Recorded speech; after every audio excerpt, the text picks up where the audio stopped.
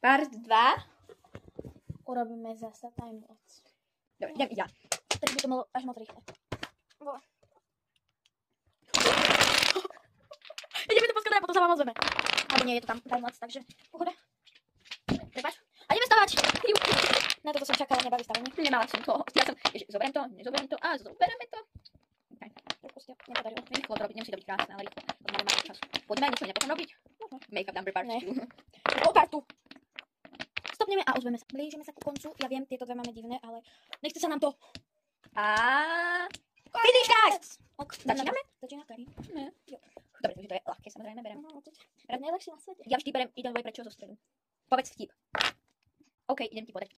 No. Takže, čo si dnes dostal? Pýta sa mamka Ferka, keď príde zo školy. 2 jednotky a poznámku. Za čo tú poznámku? Za to, že som prepísal známky. 2 päťky na 2 jednotky. Nice. Idem. Urob 5 brušákov. Karin, prichystaj sa na smrdenie nôh. Ono skoro padlo. Karin ide. Povedz vtip. To je 2-krát kartička. Nevadí. Povedz. Tak nájdi nejaký vtip. Dobre, idem. Počkajme si chvíľku. O hodinu neskôr. 1 hour later. No, povedz nám to vtip. Fero, ty už si kúpil niečo tvojej žene k Vianociam? Áno, kúpil som mi nové auto a diamantový prsteň. Tá sa bude tešiť. Nechápam. Že chlapík oznamuje kamarátovi, čo kúpil svojej žene. Na Vianoce, ktoré už boli. Nechápem, dobre, ešte ďalšie.